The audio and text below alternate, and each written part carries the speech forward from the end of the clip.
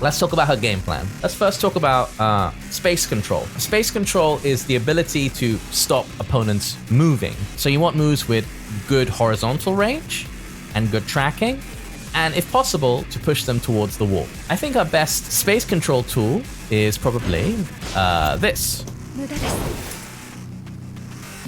Very good tracking. Safe on block. Mid. A bit slow, but crazy range, as you can see. Wall splats. It's not homing, but it's very good tracking. Basically impossible, I think, to step this. And this is quite important, because if you're planning to go into like little Setsunagake mixes, which as we saw earlier, if you time your side step right correctly, can be side walked right, then you want to condition them not to move, and you do that with this. Set 2. This is another great space control move. Well, not space control, actually, because this could be step to the right, but it is safe, and it is a mid. Safe mid counter hit launcher, yeah? And we discussed the trickery before while standing 2-4, right? You can get a lot of damage from this.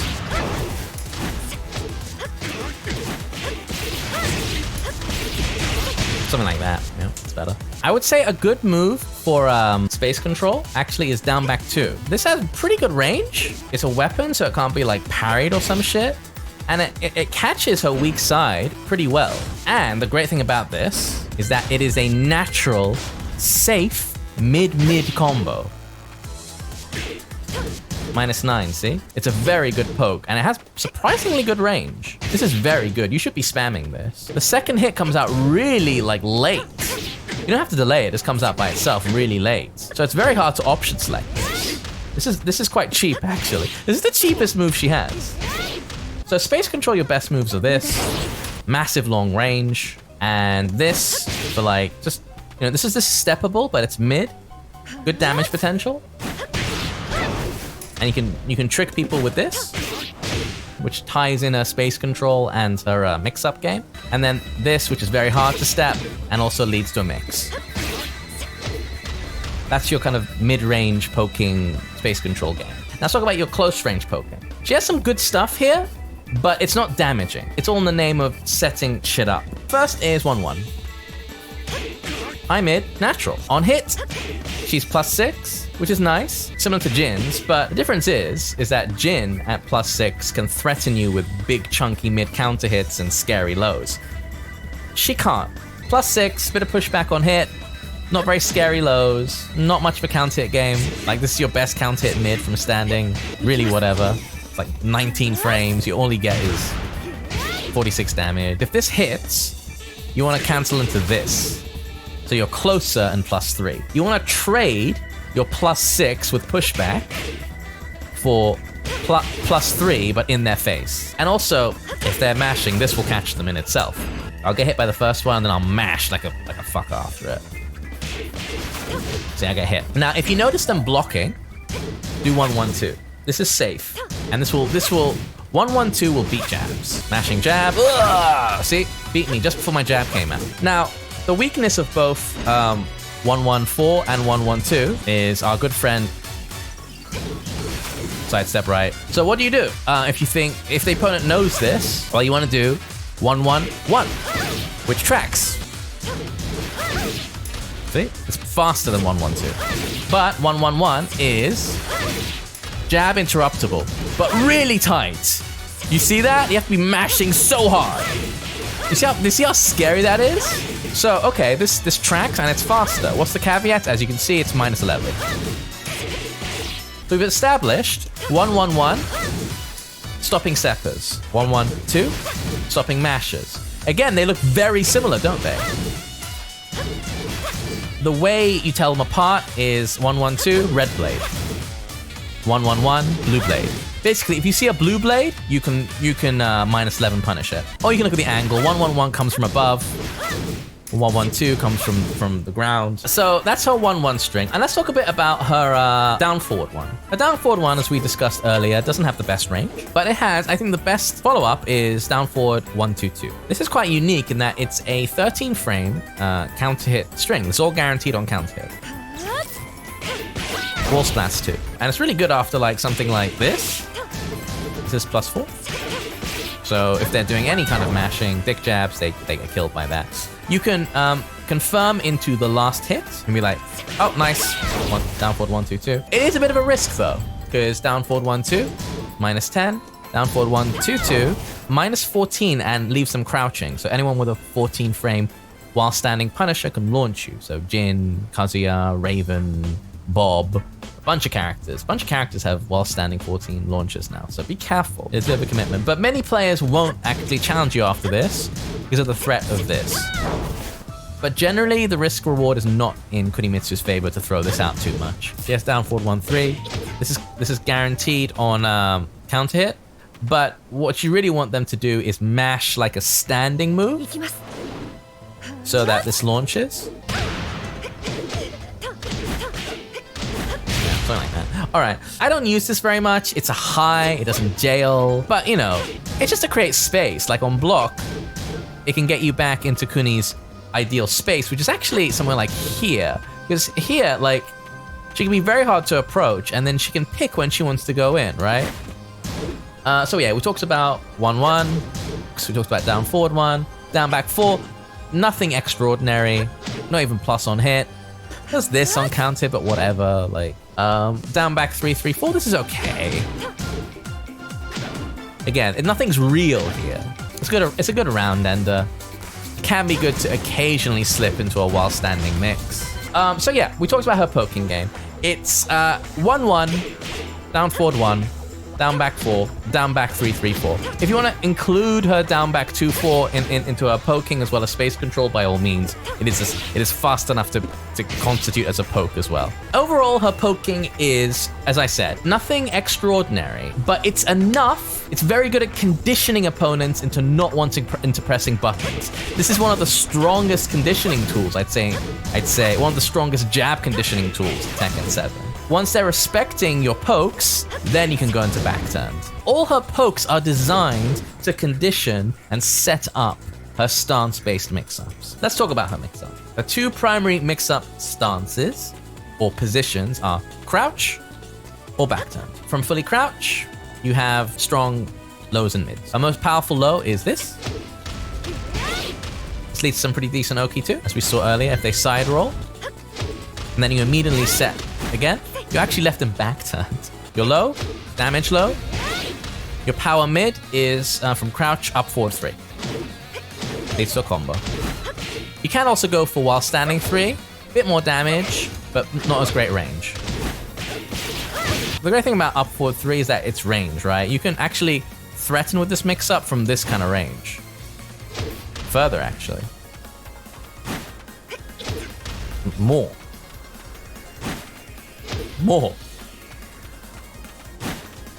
That's good range. Up forward 3 is not as crazy range as fully crouched down forward 3, but it's pretty damn good. Like here. Here, maybe. There. While standing 3, not so impressive in that regard. You also have a safer low option in fully crouched down forward 2. Plus on hit, lots of plus and more damage on counter hit. Only minus 11 on block and a weapon. So you can't actually low parry this. Very safe, but it's a bit slow, right? It's 22 frames, so there is a real risk of getting counter hit out of this or hop kicked or something. And a safe mid from fully crouches while standing 1-1. Natural. Safe. Mid. The second hit knocks down on counter hit. Believe that's guaranteed. If not, this certainly is. And we talked before a bit about the while standing 2-4. Mid-high, non-jailing. Be careful. If your opponent's on the ball, if they're a high-level player. Right. To reiterate with fully crouch. Power low. Safe low. Safer low. Power mid. Of course, it's minus 13 on block. Safe mid. Or if you want to keep up momentum, go for a while standing 4. I think her best move to get into fully crouch is probably down back 2. Mid extension afterwards. There's a safe, this is natural. First hit leaves you in crouch. Very strong. Down back 1, it's a panic move. Of course, you know what to do after this, right? Dick jab. Down 4, uses more offensively while poking around. Taken for a quick surprise. It's minus 2, but if they try to challenge you after sidestep, So down 4, sidestep, down 4, sidestep. You see them do something, not that, because sometimes that doesn't actually launch crouches, but like that or that, you know, depends. Down back 3-3, we discussed this earlier. This can lead to fully crouch mixes. Setsunagake. Right, you can cancel this into a crouch. Or just manually, right? Sometimes just jab and just go into crouch, and then be like, oh fuck, I'm in a mix-up situation now. I better duck low. Oh, you're dead, right? Back turns. Let's talk about back turns. Back turn is scary because this is your generic throw. Look, it's a 1+2 break. This is my 1+2 throw. There you go. Oh, look at that. Generic? 1+2. They look exactly the same. It's a pure guess on throw breaks when back turned. Pure guess. And her back turn throw does 45 damage, and they look the same break as generic throws. This is the thing about Tekken's throw system. It's like, well, you know, you can break throws by pressing either 1 or 2. Except for command grabs. You have to look at the hands there. Oh, some throws have unique animations. Oh, and except for back turn, where everything looks the same. Oh, except for King's Giant Swing, which looks like a 1+2, but is actually a 1. It's like... And you don't have a tutorial in your game? How do you expect someone to learn this shit? Let's talk about the transitions into back turn. The best one, I think, is this. It's slow, 17 frames. This is, you'll notice, it's -2 on block. And the reason it's good is because if you go into back turn, and you go into back turn by holding back, the frame data is the same. From back turned, down 3 is a 10 frame low. That means that this will actually beat 13 frame mids. You can only this will trade with a 12 frame mid. But the thing with all 12 frame mids, almost universally, is that they are super, super, super linear. You don't have to go into back turned after this. Yeah, you have options both front and back facing. Oh, you're gonna do down 3, I'm dead. Now, so down 3 is like your keep 'em honest option. It'll of course beat jabs, it'll beat nearly all mids. It'll beat pretty much everything they have. But they can either dick jab, hop kick, or take the down 3. If they're consistently dick jab, just do this. Right? Low parry. Now, the great thing about low parry is that's kind of an option select too. If you're in crouch, oh, fully crouch mix-up time. Oh, you didn't bite on the low parry? Well, I'm gonna mix you up. If they're hop kicking or some shit, just stay front facing and punish them. You can just sidestep. Sidestep after down 4 3+4 is strong because it beats both 12 frame mids and hop kicks and dick jabs. Basically everything that you want to do to stop the down 3. So it's a bit of a mind game, basically. After this, the strong option is sidestep, and then, or down 3. Against good players, if you mix those up, once you've conditioned them, then you can start going into your back turn mix. Then you can start throwing them. Then you can start using mids. This is a nice little mid. Again, it's only -2 on block. So again, you have tons of options. You can like do this, sidestep into the same thing I discussed earlier. We've shown this a bunch of times. This does not track at all. It looks like it should, right? You can cleanly step this to the left. The only decent tracking option you have from back turned is 4. If this actually connects, well, you know, pure 50-50, right? Pure 50-50 between throws and mids. Now, her strongest mid from this is forward 1+2. You get really strong combos from this. Yeah. If you notice people like to jab you after you go into back turns, she has something really, really cool, which is this. Because this high crush is pretty early on. On counter hit, on a jab string, you get a full combo. Right? And again, this is a weapon, can't be low parried. Quite a bit faster than her other weapon low. This is the best option frame-wise to go into back turned on block, but she has other options too. Sidestep 2. -5, but this has a jailing mid-mid extension, which is -10.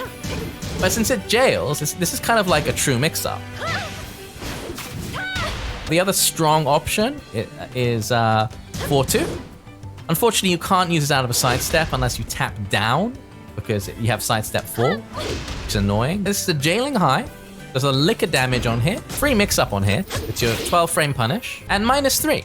So a lot of the same options as before apply, as with down forward 3 plus 4. But this time, 13-frame mids will trade with this. The other way to get into Backturn 4 is Setsunagake 4.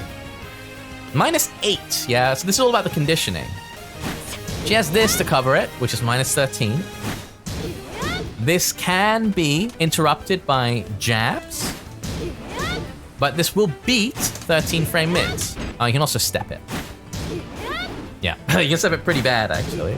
So we've gone over space control, pokes, and mix-ups. Let's talk about keep out. Keep out, by the way, is if someone is trying to approach you, something you can throw out to stop raw approaches, like this, for example. This is pretty good, but it's not very good on whiff.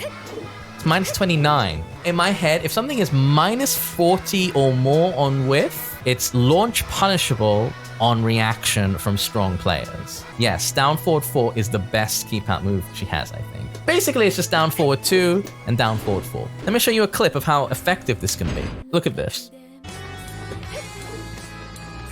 See? Don't get away from me. Keep out tools. Fighting game fundamentals, right? We have one more thing we can't forget for keep out is this. This will make people rethink how they want to dash at you, especially at far ranges. The thing with kunai is that it's super linear, and strictly speaking, it does leave her at -11 on block. You say it's easy to bait out, but like, you can say that about any move in the game. It's a full screen move. Full screen. And if you use it at full screen, it's actually safe. She stops there. This is good on infinite stages because her backdash is so strong. You have the life lead. Oh, I'm getting out of here. Bye. Bye. If you try to approach me, if you dash at the wrong time, you get hit by a kunai. Sorry. Super annoying. And it also means that characters like Yoshimitsu can't do dumb shit at full range, like meditation, you know? So Whiff Punishment. Up close, a lot of what we discussed about block punishment can also be applied to Whiff Punishment. So like after a sidestep, this is really good. If you have time, this is really good. Again, if they don't do anything, this is guaranteed. From a sidestep, it's kind of hard to do 4-2, but after a sidewalk, it's okay. And after a sidestep, just tap down. Up close, you'll be using this, and this, and if you have time, this, or if they're in crouch, this for your whiff punishing. Mid-range, I guess you have this, but it's quite risky being -17 on block. I wish this move had more utility. It sounds great, but in practice, I don't think it's great. I think our best mid-range punish is actually core circle forward 2. It's lightning fast, good range. I think this is probably her best mid-range punish. This doesn't quite have enough the range you want. Oh, you're right, 7 Frost. This might be good actually for a whiff punisher. Down forward 1+2. I haven't thought of that. This might be good. Block punishment, we talked about that earlier. -10, -12, -13, -14, -15. And crouch, sort of unremarkable. -11, -13, -14, -15, -19. Standing is super good, crouching is okay, but nothing remarkable. Let's talk a bit about panic moves. Her panic moves are interesting. You'd think a character like this would be all evasive and crushy, and she sort of is, but she sort of isn't. One of the best panic moves is 1-2-4, because you can easily confirm into it. You just do 1-2, if it connects on counter hit, like when they're pressuring you in the face, press 4, all guaranteed. Down back 1, of course, and it's always good on characters with a good fully crouch mix-up. I believe the utility of a crouch jab goes up if you have a good fully crouch mix-up. Another good panic move is this. I think this is actually a bit risky, a little bit risky. It's -13 on block, so it's punishable, but it fills every other criteria. It's mid, homing, power crush, right? Good to get people like get off me, get off me. 1-2-4, get off me, get off me, get off me. Staple combos you've probably kind of seen during this, but like after this or this, generally up 3-4. That's your damage filler into forward 4, 1, forward 4, 2. Or forward 4, Setsunagake 1, 2, 1. That's super easy bread and butter. Your day 1 combo. There is more technical stuff, but just to get you to the gist of it. As mentioned, this is kind of inconsistent due to the shitty hitbox on this, on side turn characters. There, you might have to do something like back turn 4, 1, 3, Setsunagake 2. That's all. That's the most consistent thing. Combo enders we want to talk about.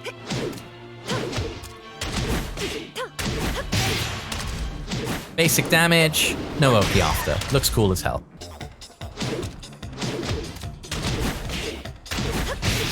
Deep dash in. Damage, but side switch. Doesn't matter on walled stages, though. A decent Oki. Somewhat decent. Not great. You can also do set 1 to quarter circle forward 1. As mentioned, those have a huge buffer time. So...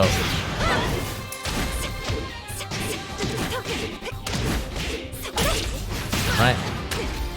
After this, you have all the time in the world to buffer quarter circle forward missions. So your highest damage is dash down 3, 4, 1, or set 1, quarter circle forward 1. Oh, sorry, I forgot to mention the wall carry ender. Thank you, Nightingale. There you go. And I think that about covers it. Am I missing anything there? I didn't talk about her parries. That's the one thing I forgot. Her parries are kind of dog shit. You can just like cleanly sidestep them. Right? A God Fist will just clip her out of the air as well. Oh yeah, Rage. You're right. Interesting thing about her range. It wall splats. And you kind of get a double wall splat with it. It's weird though, the way it works. The first thing to mention is that you get a little bit of free damage. And is anything guaranteed? No, nothing is guaranteed, but you do get guaranteed 5 points of damage if their back is to the wall. And it wall splats from a metric mile away. They're like generally in the vicinity of the wall. Right. And it's safe, right? It's safe on block. Her Rage Art has really long distance, probably to compensate for the her massively long combos and the massive screw you tend to get after her combos. Her Rage Art is anime as fuck as well.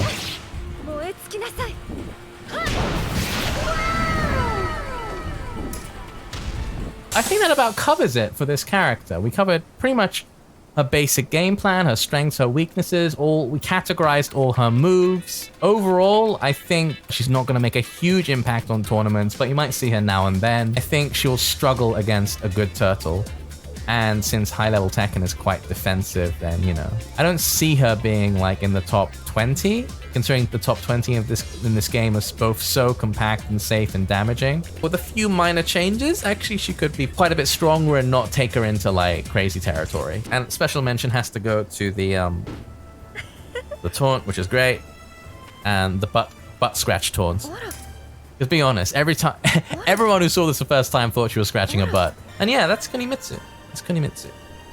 Thanks so much for tuning in. We are actually doing Kunimitsu Essentials on this really soon. Right after we do the Season 4 moves video, which is going to be this week, we're going to focus on Kunimitsu Essentials to try and condense everything I said today, and probably some more tech with this character as it comes out, into a nice, slick video.